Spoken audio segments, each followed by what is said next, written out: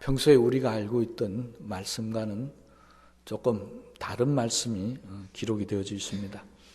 우리는 구원을 받는다라고 할 때 어떻게 구원을 받습니까? 라고 물으면 다 믿음으로 구원을 받습니다. 그렇게 고백하고 그렇게 배워왔습니다. 근데 바울은 지금 로마 교회 교인들에게 이 편지를 쓰고 하면서 뭐라고 이야기하고 있느냐니까 믿음으로 구원받는 것도 있지만 소망으로 구원을 받는다. 그렇게 가르치고 있습니다. 오늘 말씀해 보면 우리가 소망으로 구원을 얻었음에 바울은 지금 로마 교인들에게 믿음이 아닌 소망으로 구원을 받는다라고 그렇게 가르치고 있습니다. 이게 도대체 무슨 말이겠습니까? 우리는 분명히 배우기를 믿음으로 구원받는다고 배웠는데 갑자기 뜬금없이 소망으로 구원을 받았다라고 그렇게 말하고 있다는 것입니다. 도대체 이 의미가 무엇인지를 오늘 다시 한번 바울이 했던 이 이야기를 통해서 믿음으로 구원받는 것과 소망으로 구원받는 것의 차이가 무엇인지를 깨닫는 그런 시간 되시기를 바랍니다. 혹 여러분들이 소망과 비슷한 말을 아마 알고 있을 겁니다. 소망과 비슷한 말, 희망이라는 말입니다. 그런데 성경에는 희망이라는 말보다는 소망이라는 말로 가득 차져 있습니다. 왜냐니까 희망과 소망은 조금 다릅니다. 그런데 세상 사람들에게 물어보면은 세상 사람들은 소망이라는 말을 잘 안 합니다. 세상 사람들은 다 희망이라고 그렇게 이야기합니다. 왜 성경은 소망이라고 이야기하고 있고 세상은 희망이라고 이야기하는가? 그 근거가 다르기 때문에 그렇습니다. 그럼 희망이라고 하는 것은 뭐냐 하면요, 그 주체가 나라고 하는 인간이 중심입니다. 그래서 희망은 내가 앞으로 어떻게 되어질 것인가, 내 미래라든지 내 계획이라든지 비전 아니면 내 어떤 욕구, 이런 것들이 이루어지기를 바라는 그런 기대감이 바로 희망입니다. 그러니까 이 희망은 뭘 근거로 하고 있냐니까 가능성입니다. 가능성. 이렇게 되었으면 좋겠다. 이렇게 될 거야. 그래서 어떤 일들이 막 되어가는 것을 바라보면서 내가 희망이 있다. 이 말은 다른 말로 하면 그렇게 될 가능성이 있다. 가망이 있다. 그런 표현입니다. 그러니까 희망은 전적으로 우리 사람들에게 모든 것이 쏠려 있고 그 사람들의 마음과 생각, 이런 기대, 이런 것들을 채워주는 것이 희망입니다. 그런데 소망은, 이 성경이 말하는 소망은 조금 다릅니다. 눈치를 챘겠지만 희망이 사람으로부터 나오는 것이라면 소망은 하나님으로부터 나오는 것이 소망인데, 희망이 기대라고 한다면 소망은 기대가 아닙니다. 소망은 하나님께서 주신 말씀을 붙들고 확신하고 바라고 살아가는 것이 소망입니다. 그러니까 희망은 가능성을 이야기한다고 한다면 소망은 말씀에 의한 확실한 것을 이야기하는 겁니다. 여러분, 우리가 천국에 대한 소망을 갖고 있습니다. 그건 기대가 아닙니다. 가능성이 아닙니다. 천국이 있을 것 같다. 나도 천국 갈 것 같다. 희망이 아닙니다. 천국은 우리의 소망입니다. 하나님이 말씀하셨습니다. 천국은 반드시 있고 우리가 예수 믿으면 그 천국으로 간다. 확실한 사건입니다. 이게 희망과 소망의 차이점입니다. 그래서 소망은 하나님께로부터 나오고 그 소망의 근거는 하나님의 말씀이고, 그리고 그 말씀을 가장 확실하게 증거하면서 우리의 소망에 대해서 우리에게 말씀해 주고 있는 것이 바로 예수님의 부활입니다. 여러분, 부활을 한다는 것은 희망이 아닙니다. 부활은 우리의 소망입니다. 뭐 때문에 그렇다고요?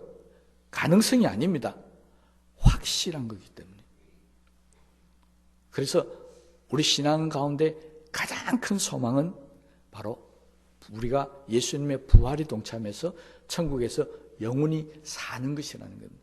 그런 의미에서 바울은 소망은 구원이라고 이렇게 가르치고 있습니다. 왜? 그게 우리의 확실한 기대고 확실한 사실이니까요. 그런 확신이 없는 사람은 구원을 얻을 수가 없다는 것입니다. 그러니까 우리는 이 소망을 갖고 살아야 됩니다. 어떤 소망이라고요? 예수 그리스도가 부활하셔서 천국 가서 계시는 것처럼 우리도 예수 믿고 나중에 부활해서 천국에 갈 것이다. 이게 소망을 말하고 있는 구원의 방법이라는 것입니다. 그래서 이 소망을 가지고 사는 사람들은 어떤 환경에도 지배를 받지 않습니다. 왜? 그 소망이 땅에 있는 것이 아니라 하늘에 있기 때문에 이 땅에서 어떤 환난과 고난과 어려움이 오더라도 다 이길 수 있다는 것입니다. 그러니까 예수 믿는 사람들은 이 소망을 갖고 살기 때문에 아무리 이 땅이 광팍하고 어렵고 혼란, 요즘처럼 경제가 엉망이고 전쟁이 일어나고 그래도 우리는 결코 낙심하거나 좌절하거나 넘어지지 않는다는 것입니다. 오히려 소망이 있는 사람들은 고난 속에서 더 하나님을 바라보고 더 힘을 얻고 더 나은 미래를 바라보며 살 수 있게 된다는 것입니다. 바울은 이 이야기를 8장 오기 전에 앞에 먼저 했었습니다. 로마서 5장 4절 말씀을 보면 환난은 인내를, 인내는 연단을, 연단은 소망을 이루는 줄 알미로라. 환난부터 출발해가지고 마지막에 뭐가 있느냐니까 소망이 있다는 것입니다. 그러니까 예수 믿는 사람들은 어떤 어렵고 힘든 일이 있어도 환난이 오고 고난이 오고 그래도 참고 견디는 이유는 바로 소망이 있기 때문에 그렇습니다. 하나님의 나라가 우리에게 이루어질 것이라고 하는 그 소망이 있기 때문에 이 땅을 살아가면서 어떤 상황과 어떤 어려움이 올지라도 우리는 다 이기고 나간다는 것입니다. 이것이 세상이 말하는 희망과 우리가 이야기하는 소망의 차이점입니다. 그러니까 세상이 말하는 희망은 가능성을 말하기 때문에 희망이 있다는 말을 들으면 마음이 좀 위로도 받고 좀 힘도 얻기도 합니다. 그런데 희망은 우리의 영혼을 구원할 수는 없습니다. 세상에 많은 사람들이 다 희망을 갖고 삽니다. 그러나 그들은 예수를 믿지 않기 때문에 구원을 받을 수가 없습니다. 그러나 우리는 소망이라는 것, 예수 그리스도의 부활이나 하나님의 말씀에 근거하기 때문에 소망을 가지고 살아가는 사람들은 앞으로 내가 구원을 받는다는 확신 속에 살 수 있게 된다는 것입니다. 그런 의미에서 바울은 소망은 우리에게 구원을 가져다 준다, 그렇게 이야기하고 있습니다. 그래서 이 소망을 가진 사람은 어떤 어려움과 힘든 일더라도 흔들리지 않고 또 흔들리지 말아야 한다는 것입니다. 이 소망을 가진 사람은 우리에게 영혼의 닻이 있는 사람이다, 그렇게 이야기합니다. 여러분, 배에 있는 닻은 어느 때 사용하느냐니까 항구에 정박을 한다든지 아니면 어떻게 나갔을 때 배가 흔들리지 않고 제자리에서 안전하게 있을 수 있도록 바닷속에 깊이 내리는 게 닻입니다. 소망을 영혼의 닻이라고 한 이유는 이 소망을 갖고 살아가는 사람들은 흔들리지 않는다는 것입니다. 제 말이 아니고 히브리서 기자가 이야기하고 있는데 히브리서 6장 19절 말씀을 보면 우리가 이 소망을 가지고 있는 것은 영혼의 닷 같아서 튼튼하고 견고하여 휘장 안에 들어가나니, 우리가 이 소망을 가지고 있으면 튼튼한 영혼의 닻을 갖고 있는데 이게 어떤 거냐 하니까 휘장 안에 들어간다는 겁니다. 근데 휘장은 어디를 이야기합니까? 지성소를 이야기하죠. 그러니까 소망을 가지고 있는 사람들은 그 종착지가 어디냐니까 지성소라는 겁니다. 이 안에 다 들어온다는 것이죠. 그 말은 그 사람에게는 구원이 보장이 되어져 있다는 것입니다. 그래서 우리의 마음속에, 우리의 영혼 속에는 바로 이 소망을 가지고 살아야 한다, 그렇게 가르치고 있는 겁니다. 다시 말하면 소망은 하나님의 나라를 기대하는 것입니다. 바라는 것입니다. 그리고 어떤 환난과 고난 가운데서 흔들리지 않는 것이 바로 소망입니다. 그런데 이 희망과 소망의 차이 가운데 가장 큰 차이가 있습니다. 그게 뭐냐니까요. 희망이 사라지는 그 자리에 소망이 시작이 된다는 것입니다. 여러분, 그건 무슨 말입니까? 우리가 가지고 있는 인간적인 기대감이 사라져야 그때부터 하나님에 대한 기대감, 하나님에 대한 소망이 나타나기 시작한다는 겁니다. 인간이 세상에 대해서 희망을 많이 갖고 있으면, 세상에 대해서 기대를 많이 갖고 있으면 하나님 역사가 일어나지 않습니다. 근데 세상에 있는 희망, 바라는 것 모든 게 다 사라져 버렸습니다. 완전히 절망 가운데 놓여 있습니다. 그러면 그때부터 사람들은 어떻게 변하느냐니까 하나님을 바라보기 시작하더라는 겁니다. 이상하잖아요. 희망이 있을 때는 하나님을 바라보지 않습니다. 근데 완전히 절망 가운데 놓여지면 그때부터는 하나님을 바라보기 시작합니다. 우리가 삼손 같은 경우도 대표적인 인물이죠. 삼손이 자기 힘을 믿고 막 살 때요, 얼마나 기계당당하게 산지 모릅니다. 세상 모든 사람도 삼손을 다 겁을 냈습니다. 그런데 이 삼손이 드릴라의 계략에 빠져가지고 눈도 뽑히고 머리도 잘리고 힘도 다 잃어버리고 난 후에 그때 비로소 그는 하나님을 찾기 시작합니다. 하나님, 나한테 한 번만 더 기회를 주십시오. 그리고 그는 자기가 살아있을 때보다 더 많은 사람들을 하나님 주신 다시 회복된 힘을 가지고 죽였다고 성경 기록하고 있습니다. 여러분, 인간의 희망이 사라지는 곳, 그곳에 하나님의 역사가 시작된다는 사실을 믿으시기 바랍니다. 이게 바로 소망입니다. 그러니까 소망을 가진 사람은 희망이고 기대고 다 사라지도 걱정하거나 염려할 필요가 없다는 겁니다. 왜? 그때부터 하나님의 역사가 시작되기 때문입니다. 그래서 성전을 관리하고 섬겼던 이 고라 자손들이 시편 42편 11절에 이렇게 이야기합니다. 너무나도 유명한 구절이니까 여러분 잘 아실 거예요. 내 영혼아, 내가 어찌하여 낙심하며 어찌하여 내 속에서 불안해하는가? 너는 하나님께 소망을 두라. 나는 그가 나타나 도우심으로 말미암아 내 하나님을 여전히 찬송하리로다. 고라 자손들은요, 내가 모든 희망을 잃어보고 낙심하고 절망하고 있는 그 사람들을 향해서 왜 그러고 있느냐? 너는 하나님께 소망을 두라. 그러면 다시 일어나서 회복할 수 있다는 것입니다. 그럼 믿음으로 구원을 받는다는 것은 단순히 어떤 우리의 영혼의 구원만을 이야기한다면, 소망으로 구원을 받는다는 것은 우리 어떤 영혼 구원뿐만 아니라 이 땅을 살아가면서 다가오는 절망적인 것, 고통스러운 것, 환난, 고난, 어려움, 이 모든 것에서 우리를 구원해 주신다라고 하는 의미가 이 소망 속에 담겨져 있습니다. 그래서 어떤 고난이 와도, 힘들고 어려운 일이 와도 소망을 가진 사람들은 오히려 그것 때문에 더 힘을 낸다는 겁니다. 그것 때문에 더 용기를 내는 겁니다. 왜요? 내 희망이 사라지고 내 능력과 내가 할 수 있는 모든 것이 사라질 때 그때부터 하나님이 역사한다. 하나님께서 새 힘을 주신다는 것입니다. 여러분, 이사야서 40장 21절에 보면 우리가 너무나도 잘 알고 있는 구절입니다. 오직 여호와를 앙망하는 자는 새 힘을 얻으리니 독수리가 날개침에 올라감 같을 것이요 다른 박질하여도 곤비하지 아니하겠고 걸어가도 피곤하지 아니하리로다.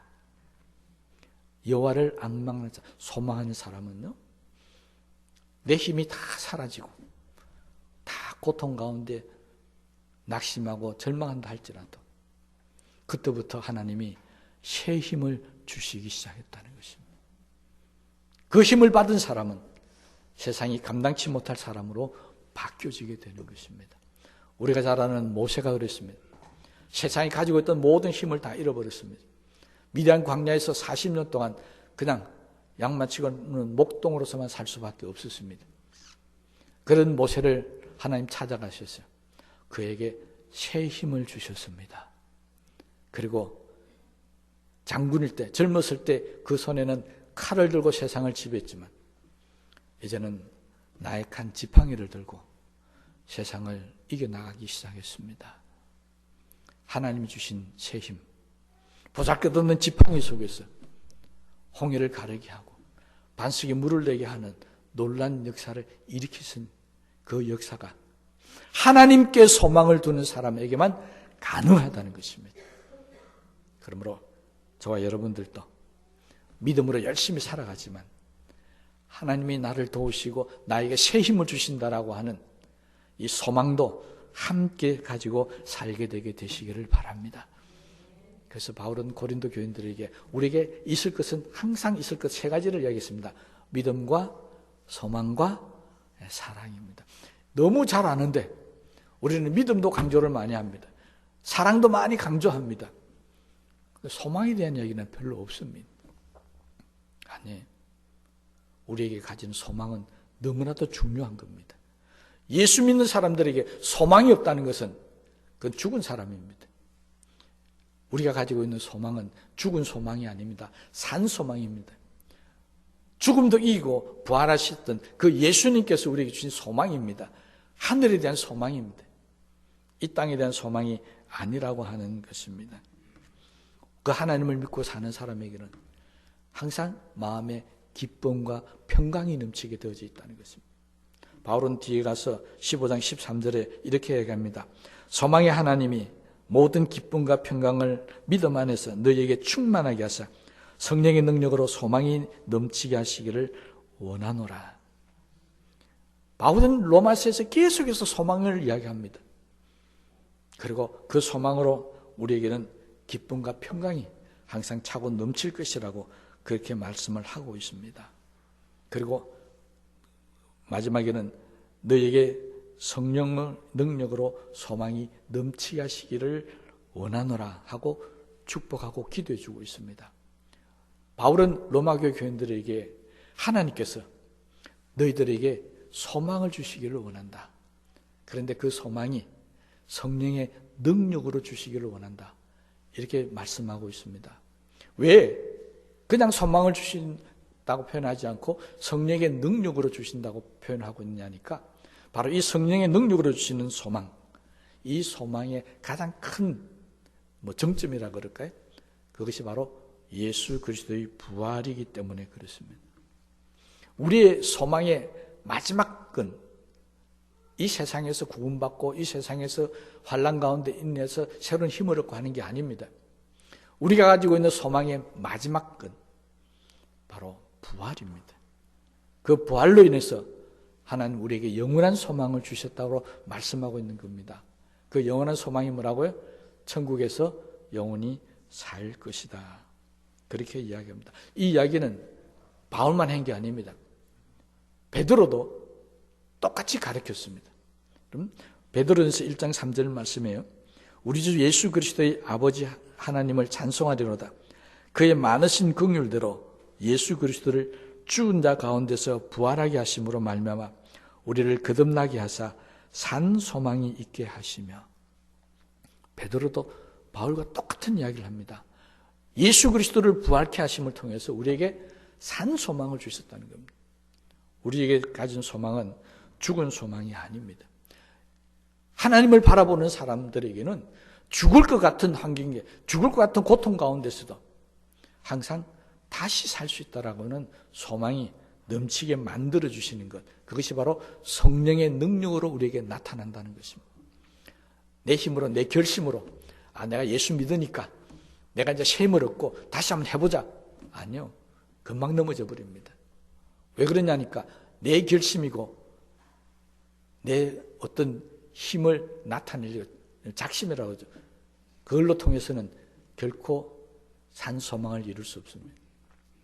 진정한 산 소망은 성령의 능력을 힘입어야 합니다. 그래야 죽음이 와도 도망가지 않습니다. 베드로는 이걸 경험했던 겁니다. 이제는 죽음이 오고 십자가가 와도 절대 도망가지 않는 사람으로 변한 자신, 왜 그렇게 되었는가 보니까 결국 부활하신 예수님을 만나고 난 후에 그렇게 되었다는 것입니다.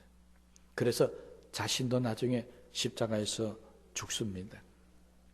산 소망이 있었기 때문에. 나는 지금 여기서 죽지만 내 영은 하나님의 나라에서 주님과 함께 영원히 살 것이라고 하는 그 소망, 그 소망이 있었기 때문에 베드로는 교인들에게, 우리에게 그런 소망이 있다. 그 소망은 바로 산 소망이다. 이렇게 말씀하고 있습니다.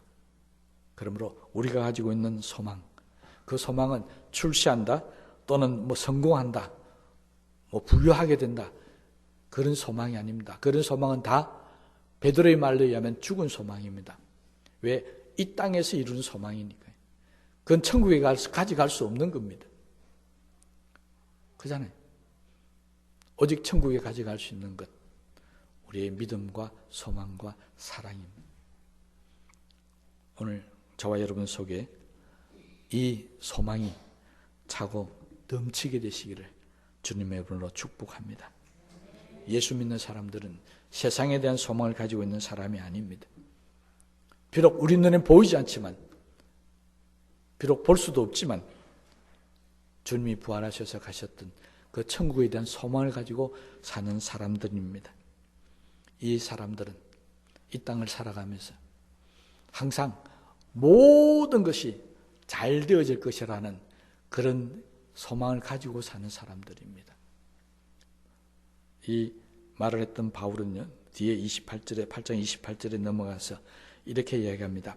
하나님을 사랑하는 자, 곧 그 뜻대로 부르심을 입은 자들에게는 모든 것이 합력하여 선을 이루느니라. 소망을 가진 사람들에게 바울은 이렇게 확신하게 말합니다. 모든 것이 합력하여 선을 이룬다. 이게 하나님의 소망을 가지고 살아가는 사람들의 모습입니다. 고난이 와도 이걸 통해서 하나님 나에게 유익을 주실 것이다. 좋은 일이 생기면 하나님께서 나에게 좋은 것을 주셔서 감사합니다. 하나님께 영광을 돌립니다. 어떤 일이 있더라도 낙심하고 좌절하지 않는다는 것입니다. 반드시 합력하여 나에게 선한 일, 좋은 일들만 생길 것이다. 그 믿음을 가지고 살아가는 사람, 그것이 바로 소망으로 구원을 얻은 사람들의 모습이라는 것을 바울은 강조하고 있습니다.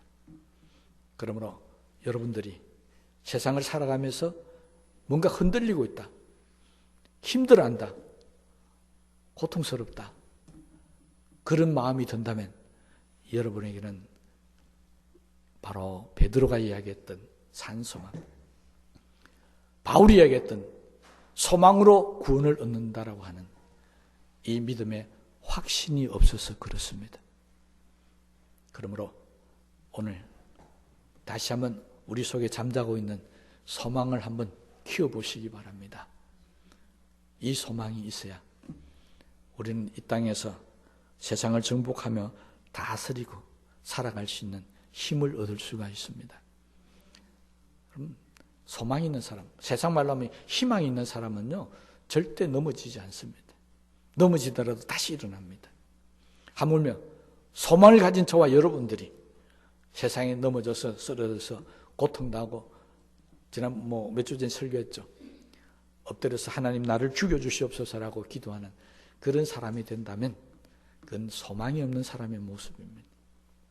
그러므로 우리가 지난주 부활주일을 지냈는데 이 부활의 의미가 무엇인지를 다시 한번 돌아보시면서 영원한 하나님의 나라에 대한 소망을 갖고 세상 끝날까지 우리 가운데 어떤 일이 생겨질더라도 결코 흔들리지 않고 세상의 믿음을 빼앗기지 않고 날마다 기쁨과 평강을 누리며 살아가는 복된 우리 소망의 성도들이 다 되시기를 주님의 이름으로 축복합니다.